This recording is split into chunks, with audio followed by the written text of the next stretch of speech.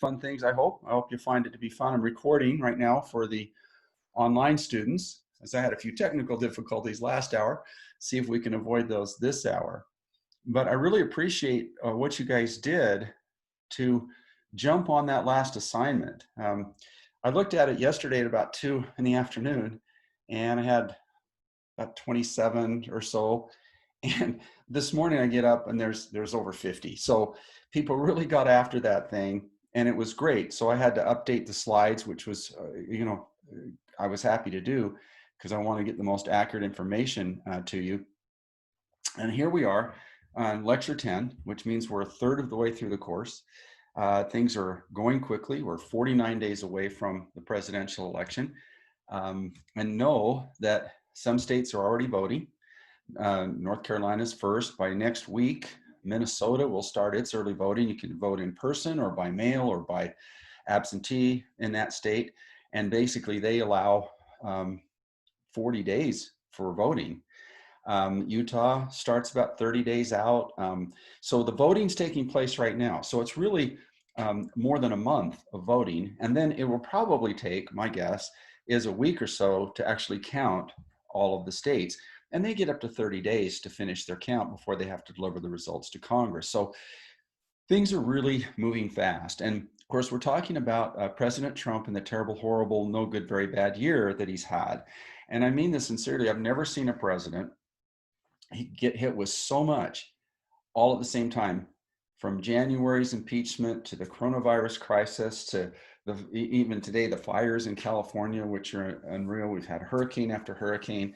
And then, of course, we have the media, the books and everything that have come out that are really, really hammering this president. Now, I'll say this again. If you were to go back a year, I would think that Mr. Trump was going to win quite easily. Most incumbents do, and things were going along great, especially the economy, the GDP. We talked about those variables in one of the earlier lectures. But it looks like there's been a train crash where all of these things have hit all at once during an election year. All right, so how's that going to impact the election? And again, I appreciate you jumping all over this one, which was fantastic, because what I ask you to do is to look for a tipping point. Do you think the revelations from both the Atlantic article and also the information from Bob Woodward from the actual tapes from the president will be a tipping point in the election? All right, so we know that he's got to go from 43 to about 50 if he hopes to win in the national polls. Now, the scale works really well, I think. Jefferson had it right. It's a lie. It's possible. It's very plausible, or it's fact. And I love how you've done this. You've done a great job. I was able to read about 20 or so of the responses. I haven't read the others that came in overnight, but I will. And they're amazing. They really, really are. And the thinking is really good, whether you're on this end or this end, or anywhere in the middle. The reasoning and the thoughtfulness of your answers are really, really exciting to read. So well done, you. Now, the Woodward story.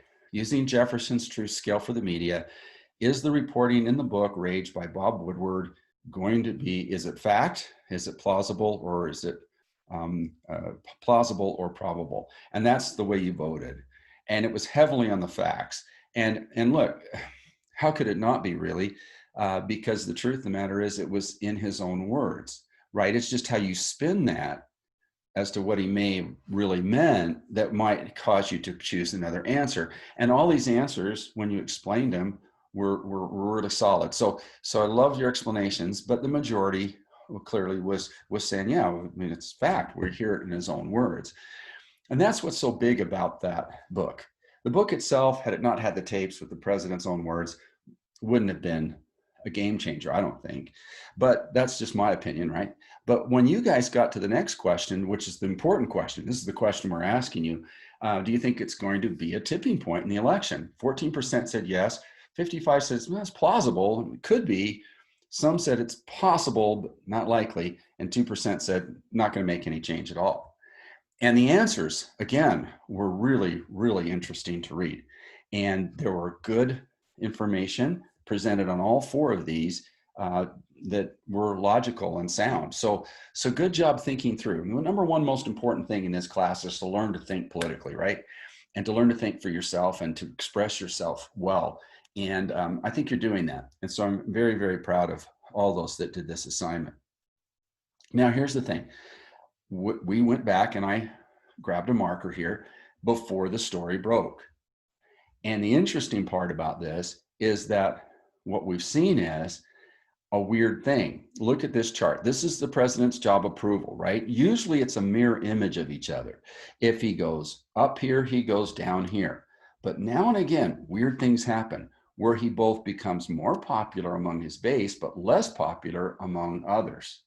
So this is weird. Look at the next thing. Here was 52-44. The next slide. Oh, the next slide here. So there we go. 53-45. So he's becoming more popular with his base, but less popular with swing voters. This is, you don't usually see that, where both go up at the same time. It means people are making up their mind and there's less people in the middle. And those that favor Trump are trending toward him and those that don't are trending away. Let's see if that trend continues. Polls, very key term here, brand new term I want you to listen to, called lagging indicators. Polls aren't snapshots of today. They're snapshots of 3 and 4 and 5 and even 7 days ago, because people are out surveying people. It takes a while to survey enough people, usually 3 days or so, and then it takes another day or so to publish and to get out there. So you're looking at least a 5-day lag into what's really happening. So I took this picture on September 10th before all these controversies hit, and Biden was 269, Trump was 116. And watch what happens here. Look carefully at this slide. So this was as of this morning. Mr. Trump has gone up, but so has Mr. Biden, which totally parallels what I just showed you in the last thing, is that it looks like people have made up their mind and both sides are growing a little bit. Well, now we won't really get a good picture of the impact of the book until we get to next Wednesday. And Wednesday will give us a better snapshot because it's still a lagging indicator. But nevertheless, there was little movement. Was it a big tipping point? I don't see it. I see right now it's been pretty static so far. Where you see more volatility is in the gambling area. And you're looking at me, gambling? All right. When I first had a friend explain this to me, I didn't get it either. But he explained, he said, look, people are betting their money. Now, this takes place in Australia and England and other places where they bet on our election. And if you're betting your money, you want to win.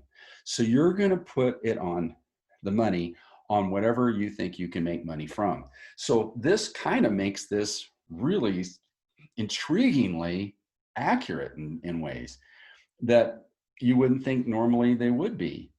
But you notice what happened at certain stages during the impeachment and during the early coronavirus and whatever, Mr. Trump was going to win, according to the bettors, people spending their own money to try to win money, and then it dropped to the floor, but then came roaring back. And it was tied really with Trump at a slight lead here for a second or two. And then since the Woodward explanation, now remember, bettors are betting every second. So these are the odds at the moment. And there has been a shift, especially right here with the Atlantic article, and then kind of a stabilization ever since with Trump dropping a little bit. So as far as people betting their own money on the election, maybe it had an impact on the betting odds. Notice it's now at 52-46 in terms of the bets. Now, these aren't polls, these aren't elections, these are just people, usually in other countries, trying to make some money on the election. All right, now this one, though, is rather intriguing. This is the group I told you about at 538.com that uses the statistics used in gambling to predict the odds, say, of the outcome of a football game. And so the house has got to offer bets, right? But how does it make sure it always wins a percentage of that bet so that the house, right, the casino, makes money regardless of the outcome of the game? To set those odds just right, for example, let's take another example. Let's do slot machines, right? With every time you pull a slot machine, you put $1 in, you pull a slot machine, you have a 97% chance of winning. 97 by state law in Nevada. So that means 3% goes to the House with every poll. So 3 cents from every poll. So you get 1 million people polling that 3% adds up to millions and millions of dollars. Now there is, of course, the people that do win big money, right? But the odds are you're going to lose 3 cents every time you poll that for every dollar you spend. Well, using those type of statistics, gambling odds, this did shift. Now, last week, I can tell you it was 68 here for Biden and 32 for Trump, with Trump gaining for an entire week leading up to it. So Biden was at 73, dropped to 68, Trump went up accordingly. But since the revelations, as of this morning, it's now 76% odds for Biden. Now, notice the little fine print here at the bottom. Don't count the underdog out. That means Trump, because upset wins are surprising and not impossible. So again, these are betting odds, right? And that's what makes these such intriguing things to look at. I didn't hold much credibility in those until I've been watching in the last several election cycles. And yeah, these bettors may be the ones that actually get a prediction right. The key state, well, there's a couple. I would hold Pennsylvania and Florida right now as being the key states to look at. Now, Florida is fascinating because it's really 5 separate states when it comes to an election. It is so diverse. It's next to California and Hawaii, the most, and maybe New York City, the most diverse place in the United States. Why? Well, down here in this area, you have a lot of African Americans. You also have a large Cuban population, refugees from Cuba, right, who hate socialism and communism and all that kind of stuff. This group from South Florida of Cuban Americans tend to vote Republican. Now that's a little at odds with other Latinos, for example, those that came from Puerto Rico or those that came from Mexico and are now working in this part of the state in the industry, you know, the entertainment industry, for example, Disney World. All right, well, that tends to vote more Democratic, right? But there's also a large group of retirees. Now, depending on where you retire from, you tend to vote Democratic, Republican. So for example, a large Jewish community retires in Florida from New York area, and they tend to vote for the Democrats. But then there's other retirees that tend to be older, tend to vote for the Republicans. So you've got to appeal to all those different groups. Plus you have to appeal to the Panhandle. And the Panhandle is the Deep South. It's Alabama. This is the Deep South where cotton was grown. So you've got these pockets, urban areas versus rural areas, and it's a tough state to campaign in. You literally have to run 5 separate campaigns there. And one has got to be aimed at the Cuban population. Another one's got to be aimed at the other Latino population, the African-American population, the Jewish population, the white population, and then you have this Deep South thing. So it's a tough state to win it, so it takes a lot of money. Well, Mr. Biden is slipping in Florida. That state is tightening. The president cannot win re-election without Florida. He's got to win Florida. Most people say, I believe that, by the way. Whoever wins Florida will probably win, right? Now, Michael Bloomberg is the 4th wealthiest man in America. He's a self-made billionaire, and we're talking Bill Gates level of money here, on Wall Street. He's got his own channel, his own statistics. He did data analysis of the markets and used that data analysis to sell to other companies that use that for their investment portfolio. So he's a genius, right? And his company is a genius. And he also then, after 9/11, became the mayor of New York City and helped that city rebuild after that devastating attack. So he's very famous. He ran for president against Joe Biden this last primary, but didn't do well and dropped out, and promised that if Joe Biden needed help, because he really wants to beat President Trump, that he would put a big portion of his fortune toward the election effort, and he's done so. He, it was announced, is putting $100 million just in Florida to help Biden win in Florida. So it takes that kind of money, that kind of investment really to do well. So he wouldn't be investing in Florida if the data wasn't saying that Biden is in trouble. And remember, it's not the national polls that matter, it's the state by state by state. So keep your eye on Florida. All right, well, let's move ahead. Now, we're talking about media bias, right? We're talking about how, like a book that comes out, can it affect the elections? Well, obviously it can. To what degree, we can debate. But one of my favorite quotes was from a right-wing talk show host right here named Rush Limbaugh. And I love this quote. When I heard it, I thought, man, I'm writing that down, putting it in the lecture, and I've been saying it ever since because it's true. Whose spin becomes the truth? It's not about truth.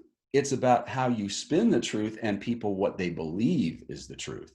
When it comes to elections, it's not the facts. It's what you can get people to think about those facts. Whose spin becomes the truth? There's a corollary in history. Since I'm a dual major, history and political science, history is written by the winners. How would the history of the world be different if Adolf Hitler had won World War II? Can you imagine what the history books would be saying? So it matters who wins this election. Whoever wins this election will rewrite history. We will interpret history based upon the outcome, good or bad. So another one I love was Glenn Beck. He's also on this side here. When did opinion become fact?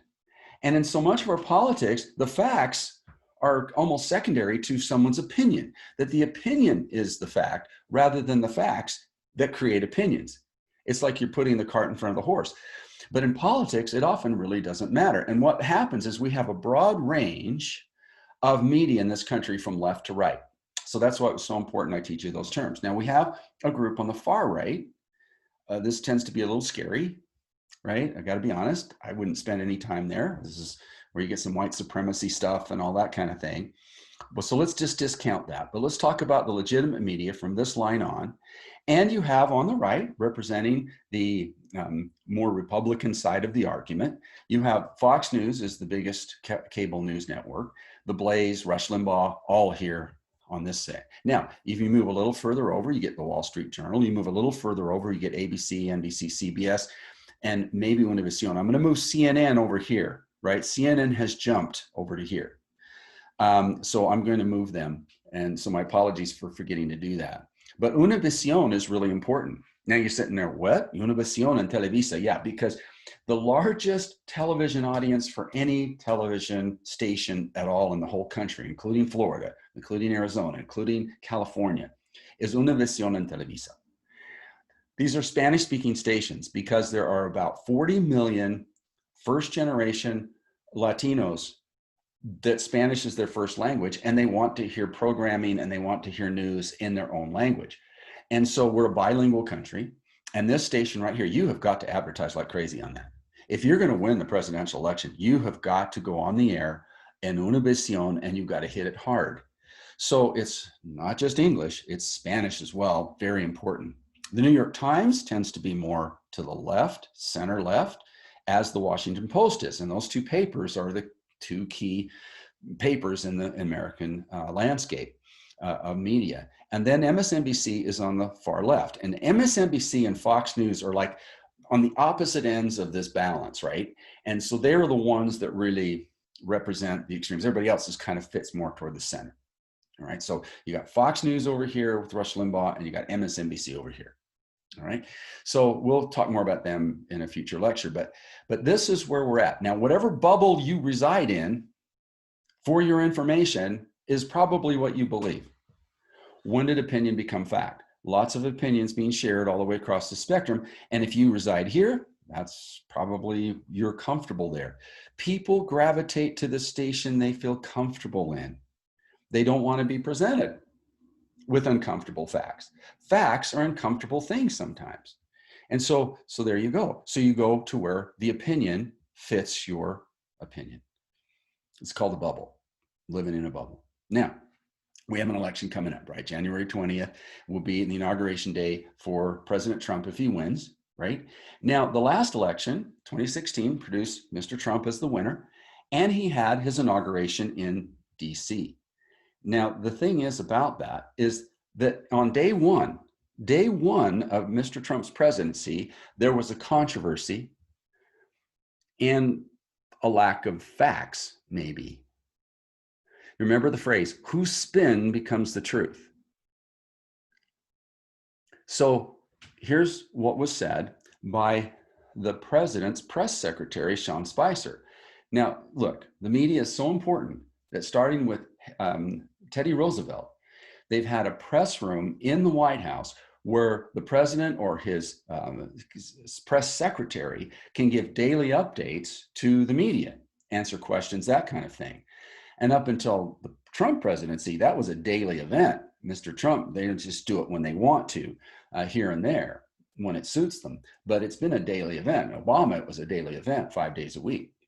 But Sean Spicer comes out, and his very first statement was this statement about the crowd in DC to watch President Trump be sworn in as president. This was the largest audience to ever witness an inauguration, period, both in person and around the globe. Even the New York Times printed a photograph showing a misrepresentation of the crowd in the original tweet in their paper, which showed the full extent of the support, depth, and crowd and intensity that existed. These attempts to lessen the enthusiasm of the inauguration are shameful and wrong. The president is committed to unifying our country, and that was the focus of his inaugural address. This kind of dishonesty in the media, the challenging that bringing about our nation together is making it more difficult. There's been a lot of talk in the media about the responsibility to hold Donald Trump accountable. And I'm here to tell you that it goes two ways. We're going to hold the press accountable as well. The American people deserve better, and as long as he serves as the messenger for this incredible movement, he will take his message directly to the American people, where his focus will always be. Thank you guys for being here tonight. I will see you on Monday. And he just walks away without taking any questions. Now, it's a press conference, so we're supposed to take questions, and he just walks away. It was a pretty combative attitude, but of course the initial statement was it was the largest gathering that we'd ever seen for a presidential nomination. All right, well, let's escape out and look at what happens next, right? What happens next is that there was a pushback on that, and news agencies put together the side-by-side. On one side, you see Mr. Obama's crowd, which is definitely much, much bigger. In fact, it was the largest crowd ever assembled in DC at any time ever. They just lost count. It was so big. And why wouldn't it be? Because 40 years earlier, it was the site of the now famous I Have a Dream speech with Martin Luther King. And this was seen as a commemoration of the success of that movement in the 1960s. And so people just crowded in to see. And here's the Smithsonian Institute right here. You can see, here's the mall. Now, Mr. Trump's picture on the other side in 2017, well, it's obviously a lot smaller. I mean, it's a great crowd. He should have been very happy with that size crowd. You know, Bush didn't get that big a crowd. But nevertheless, you notice the picture they showed from here, looking back, only captured this part and it looked like there were a lot more people than there were. But here's another one where they just split the screen. Obama's crowd on one side, Trump's on the other. Kind of you can see that. So there was a lot of pushback by this initial false statement. At least that's the way it was presented. Sean Spicer is in trouble and he knows it. So he comes back and he then responds this way. I think I've got it right here. Yeah, here we are. Ready? Is it your intention to always tell the truth from that podium, and will you pledge never to knowingly say something that is not factual? It is. It's an honor to do this, and yes, I believe that we have to be honest with the American people. I think sometimes we can disagree with the facts. There are certain things that we may not fully understand when we come out, but our intention is never to lie to you, Jonathan. Listen, Okay, let me jump ahead now. Thoughts on Look, that? I want this to here today. I'm going to stay here as long as you want. So I want to make sure that that was because he walked out on the previous one, right? So I think you guys might want to leave before I do. But look, I want to make sure that we have a healthy relationship. So are you retracting your claim on Saturday that it was the largest crowd in person? That's not what I said. Well, you said this was the largest audience to ever witness an inauguration, period, both in person and around the globe. Right. To witness and around the globe. Yes, the total audience it was. Total audience, but not simply in person. But that's right. But again, I didn't say in person, both in person and around the globe to witness it. You're saying those together. No, that's actually what I said. It's not what I don't know how you can interpret it differently. Well, obviously you can. I mean, the difference in that statement is the present of, two clauses that are separated by a comma. Did he include a comma or not? And you can't really tell it when he speaks it. I mean, to play the clip again, here's the original statement. It was the largest audience to ever witness an inauguration, period, both in person and around the globe. Okay, so you be the judge. Whose spin becomes the truth? And that's what we mean by that. So for one group, well, yeah, for sure. This is he meant TV audience too, which hasn't been proven at all. I mean, I don't know if there's a way to judge that totally when you did downloads and everything else online, but nevertheless, it doesn't really matter. Both sides are looking at the same images and saying, oh yeah, but that doesn't include the TV audience and never, okay. So this became the first real push. And it goes down in history as a moment that will forever then split a big portion of the media from the press secretary of President Trump. He's gone through 4 of them now. He's on his 4th press secretary. All right, now, when Mr. Trump takes the presidency, there are 6 presidents that are alive and counting himself. And this was also true when Obama became president. Obama took the opportunity the day of his inauguration to invite all the living presidents together and to talk and to have a little luncheon and to share stories and also to get a picture together. And so here you see Jimmy Carter, now an elder statesman, Bill Clinton and Bush, Republican, Democrat, Republican, and Democrat, all working together. Now, here's the thing. The presidents have, since the time of Dwight Eisenhower, basically been a club. It doesn't matter what party you're in. You have experienced something that no one else has experienced, and you know things that can maybe help the next president. And they've been willing to share. Eisenhower started this. He didn't like John F. Kennedy's campaign, thought he was distorting Eisenhower's record and all that kind of thing. But as soon as he'd won, he reached out and says, I'm here for you whenever you need me. I've experienced all this stuff. I'm more than happy to share, to tell you about this world leader, that world leader, and what I know. And just let me know if I can help. And that's been the spirit of former presidents, Republican and Democrat, pretty much ever since. Now, this is where it breaks, and it breaks big. The difference between these 2 men could not be more palpable. You can feel the difference in pretty much everything, right? Different directions of the country, different visions, different ways of doing things. Now, President Obama, when they meet, this traditional, after the inauguration, they meet former president and past president. It's kind of been a tradition. They shake hands, but you can tell that this meeting didn't go well. President Obama offered help. Call me, whatever, I'll help you any way I can. Mr. Trump has never called back. They have never met again. That's different, and that's new. And it also shows you a deep animosity between the 2 men. And if you listen to Mr. Obama's speech at the DNC, you can tell that this is a real split between two very different presidents. Now, I was at this point going to play both Mr. Trump's and Mr. Obama's inaugural speech, but I'd rather show you a different speech from Obama, and we'll do Mr. Trump's inaugural speech at the next class.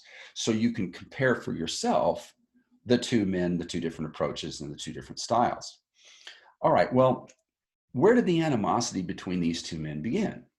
Well, it began really when Hillary Clinton's campaign was running against Obama's campaign, and there was this weird email that says Obama wasn't born in the United States, he's a Kenyan. It was weird. It was just dumb. But it blew up and became a viral thing.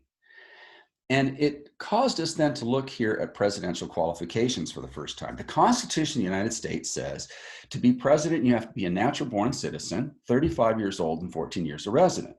Now, when Kamala Harris got the nomination, there was immediate say, oh, well, she isn't qualified. She doesn't meet this standard. What? She was born in Oakland. She's more than 35 years old. She's been living in California and DC for her lifetime. But that didn't fly. They dropped it really quick. But this idea of accusing somebody from the other side of not being qualified under this really vague set of standards is amazing. When we used to teach this up until Trump becomes a candidate, we used to just skip over this in 2 seconds, and that was that. because it was never ever called into question before. Now, here's the thing. This will be on your state test, so expect a question about this on your study guide that will come out Wednesday. So I'm integrating state test questions in study guide. So far, everybody's passing that. I have one student that's kind of close, within a point of not passing, but still above the mark. And I'll grade all these, I check all these, and you'll get points there under the testing grade, T, T1, T3, and so on. This will be T10. All right, so this would be a question. Now, I'm also want you to go to the website here today, and let's go to the poli-sci page. And I prepared for this next study guide, which won't come out until Wednesday, that will have questions from lectures 9, 10, and 11.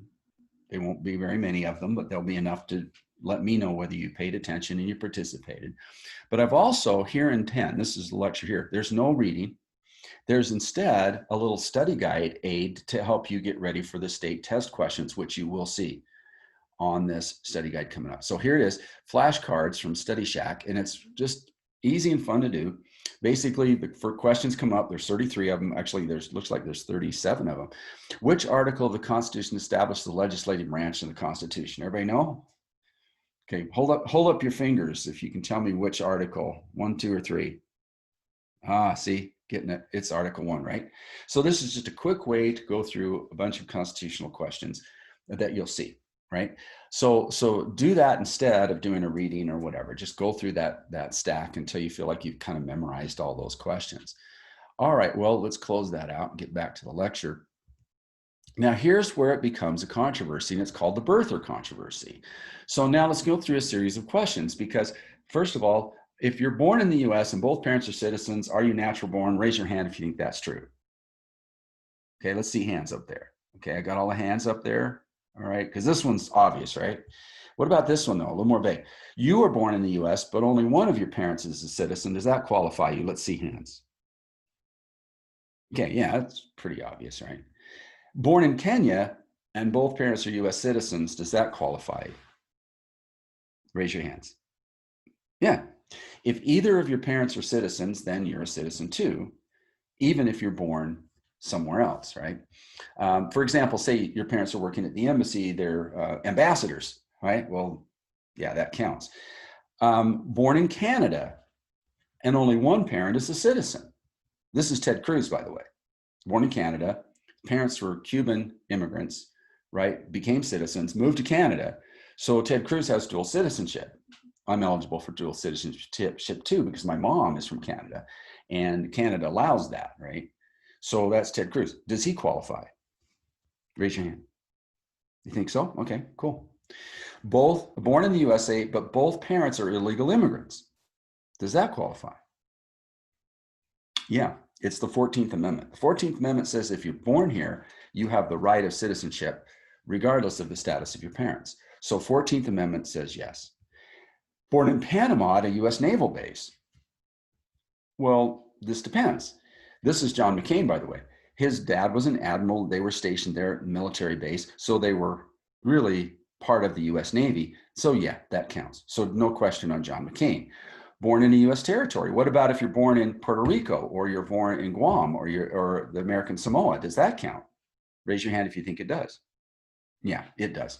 So very good. Born in Kenya in the US Embassy, again, it's a little bit like this Panama example. If your parents are working for the United States, excuse me, let me say that back. If they're from the United States and working in the embassy, like ambassadors or on a special diplomatic mission, then yes. But if your family's Kenyan and just they're doing some sort of jobs like working in the kitchen or whatever, that wouldn't count. All right, so then born in a Kenyan hospital, one parent a citizen. Yep, one parent, that's all you need. Born in Hawaii and your mom happens to be from Kansas. Well, that's Barack Obama, and obviously he's a citizen. All right, now I'm going to escape out to get to this slide here. Here's Barack Obama with his grandparents who are both white. His mom's white, his dad was Kenyan, so he's of mixed race, right? Now, here's the deal. It became a controversy that Mr. Trump decided to take on and make a big issue in order to make a splash to begin launching his campaign for president. So he knew there were a lot of people that didn't like Obama out there, although he's wildly popular among 51, 52% of Americans, there's still a large group that didn't like him. I'll show you that in a minute. And he jumps all over this. And here's what he did, and it said in an official interview about Barack Obama's birth. It's good enough for the state of Hawaii and the State Department. Okay. U.S. State Department recognizes these as legitimately. It's not a birth certificate, Candy, and people are trying to figure out why isn't he giving his birth certificate. It's not a birth certificate. A certificate of live birth, and you can see that one that you have and the one that I brought you, because that's the one that's on the internet and all over the place. It doesn't even have a serial number. It doesn't have a signature. It doesn't have a signature. One that I saw on television has a stamp, but that's not a signature. Right, but that's how they Excuse me, but that's not the one that they were showing to everybody. And I just say very simply, why doesn't he show his birth certificate? Why has he spent over $2 million in legal fees to keep this quiet and to keep this silent? When I listened today to the tape of the grandmother, and she was saying he was born essentially in Kenya. And then all of a sudden, don't forget, this is when Barack Obama was hot as a pistol because it looked like he was going to get the nomination. And they had a lot of people, a lot of handlers in there. And all of a sudden you hear people all over the room, no, he was born in Hawaii. He was born in Hawaii. But she didn't say it was a misinterpretation. They drowned her out. She was like, there were a lot of people in that room. And she said, Kenya, he was born right here. And then they started saying, screaming, no, you mean Hawaii, you mean Hawaii. There's a lot of crazy things. Look, I don't like to talk about this issue too much because I really would rather talk about China. I would really rather talk about what OPEC is. Well, no, he loved talking about this. In fact, he was using it to really get a base of support within the Republican Party, and it worked. The birther campaign for Mr. Trump actually worked. Now, here's the thing. Finally, Obama got fed up with this, and he had Hawaii. Hawaii doesn't make these public to preserve people's privacy, but he got them to release the long-form birth certificate just to quell the controversy that had been going on now for 2 years because it was taking away from what he wanted to do. So here's what happens. Now watch also how Mr. Trump takes credit now for a big win. Good evening, everyone. Tonight from Portsmouth, New Hampshire. Tonight, a conversation with Donald Trump that turns a bit contentious. At issue, his role in stoking the so-called birther debate and his self-congratulatory tone today after President Obama did a major about-face and released a birth certificate he had refused to make public for more than 2 years. Here it is, right here. And yes, it's the long form. Yes, it shows the president was born in Hawaii, August 4th, 1961, 7:24 p.m., if you care about such things. Constitutionally qualified to be president. End of story. And we hope, end of conspiracy theories. It was, though, for the president, a remarkable change of heart and strategy. One the president says he decided to take after watching, in his view, the so-called birther debate drown out serious coverage of the giant issues facing the country, including the economy, deficit reduction, and high gas prices. We're not going to be able to do it if we just make stuff up and pretend that facts are not facts. We're not going to be able to solve our problems if we get distracted by sideshows and carnival barkers. In a moment, the reasons for the big White House strategy shift. But first, Mr. Trump, the man the president had in mind when he talked of sideshows and carnival barkers. Mr. Trump is here in New Hampshire today, introducing himself to Republican leaders and voters, saying he expects to formally enter the 2012 presidential race in June. Now, self-promotion is a Trump trademark. And when he landed here this morning, he was beaming. Today, I'm very proud of myself because I've accomplished something that nobody else has been able to accomplish. I was just informed while on the helicopter that our president has finally released a birth certificate. Now, Mr. Trump mixed bragging with a bit of revisionist history, suggesting it was us in the news media somehow forcing him to question whether President Obama was born here in the United States. We can get on to issues, and hopefully when I sit down with interviews, people don't start talking about birth certificate, like they've been doing. So I feel I've accomplished something really, really important.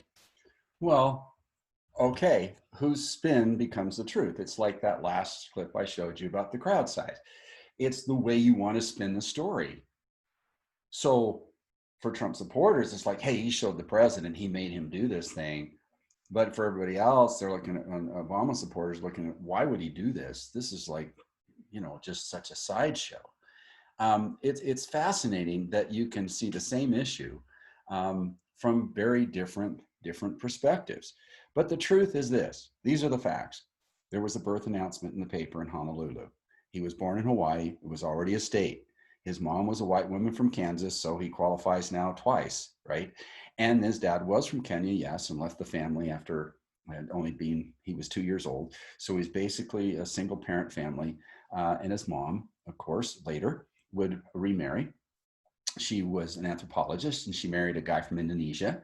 They moved to Indonesia, which is the largest, by population, Muslim country in the world, right?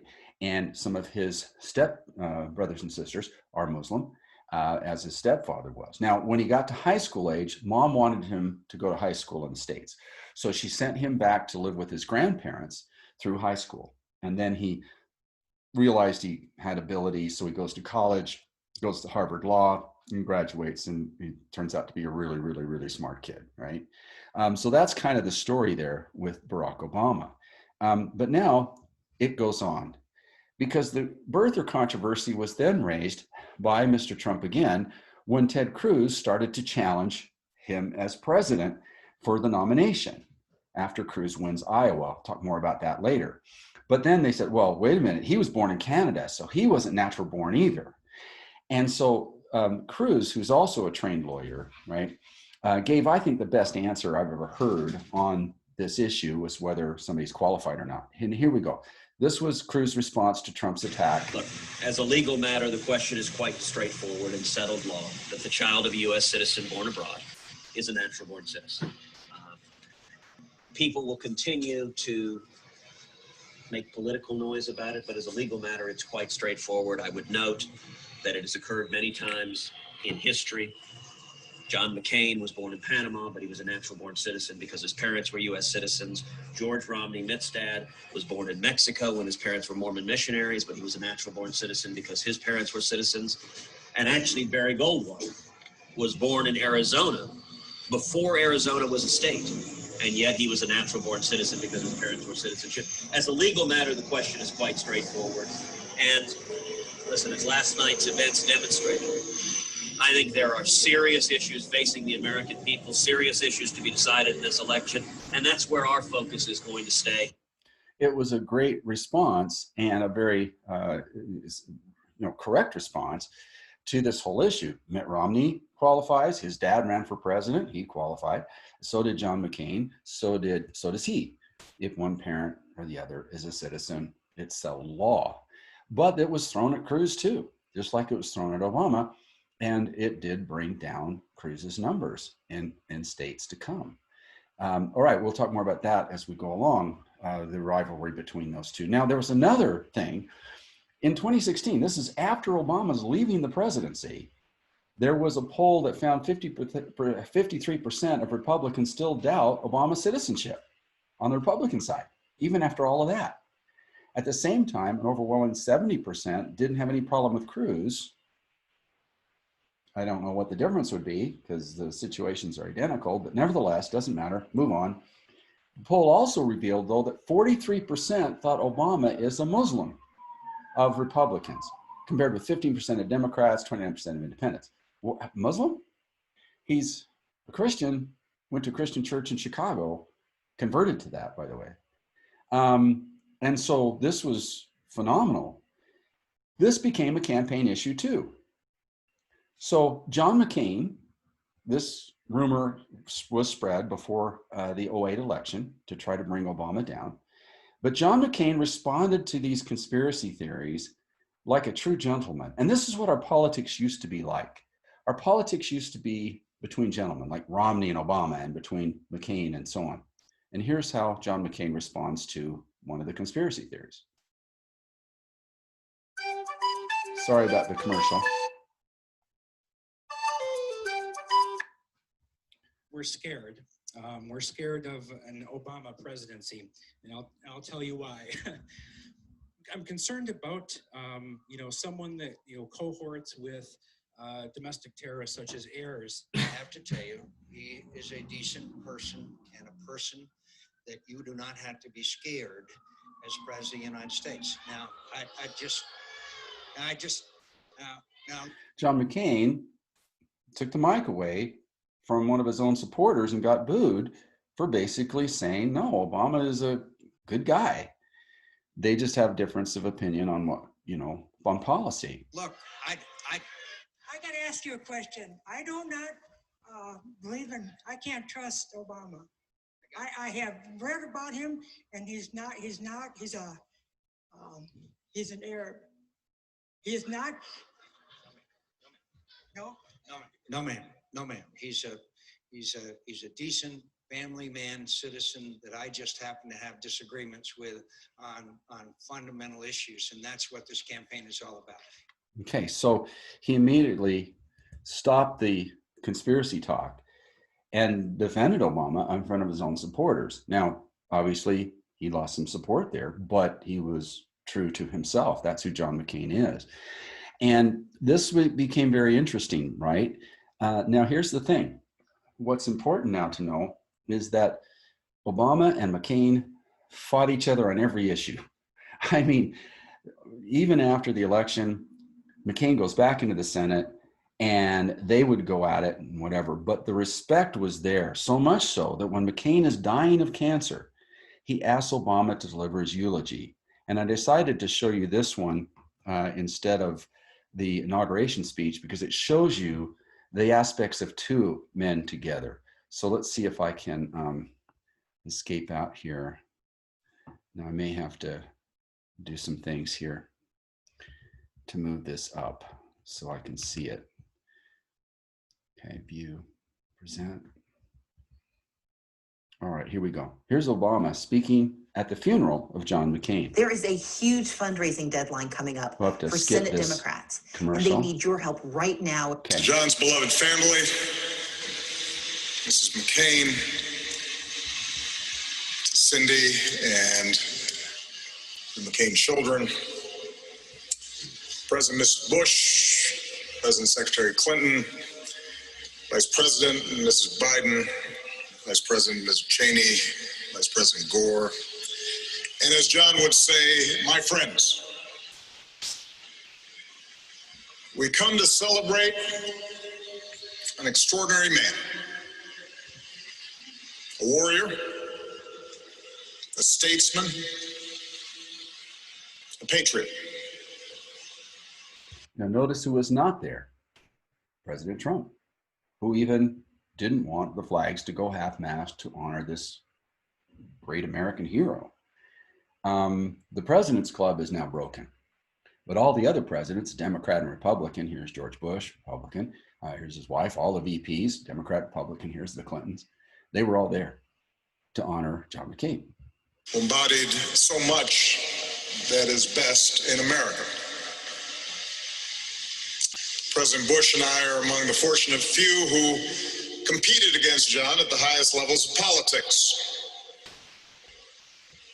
He made us better presidents, just as he made the Senate better, just as he made this country better.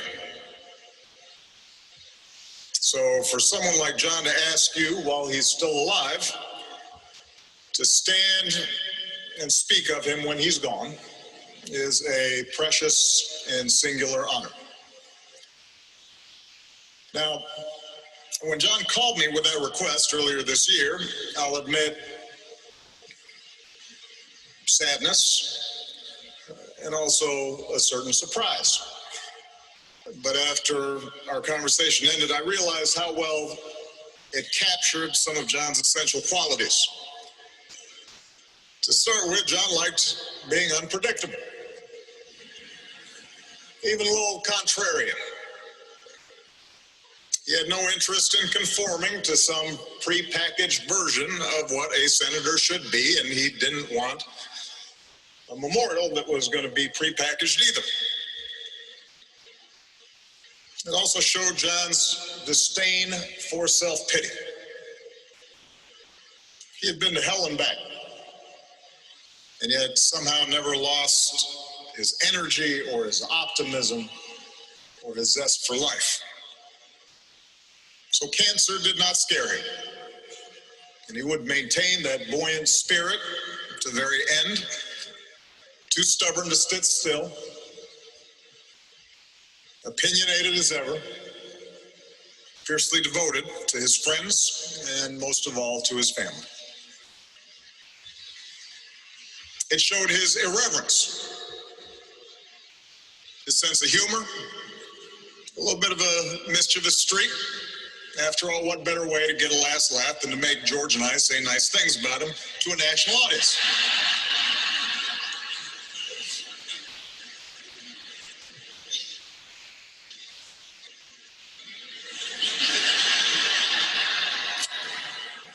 And most of all, it showed a largeness of spirit,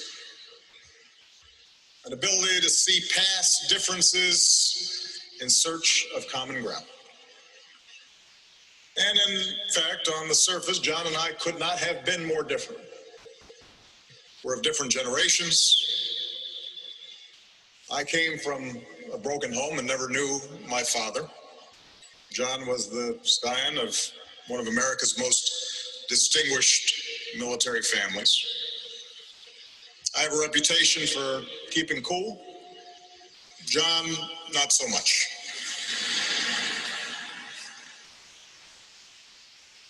We were standard bearers of different American political traditions, and throughout my presidency, John never hesitated to tell me when he thought I was screwing up, which by his calculation was about once a day.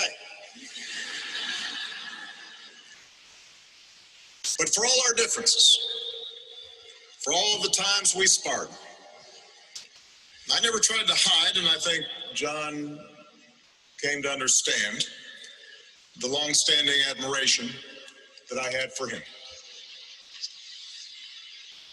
By his own account, John was a rebellious young man. In his case, that's understandable. What faster way to distinguish yourself when you're the son and grandson of admirals than to mutiny? Eventually, though, he concluded that the only way to really make his mark on the world is to commit to something bigger than yourself. And for John, that meant answering the highest of callings, serving his country in a time of war. All right, everybody. We'll catch you on Wednesday.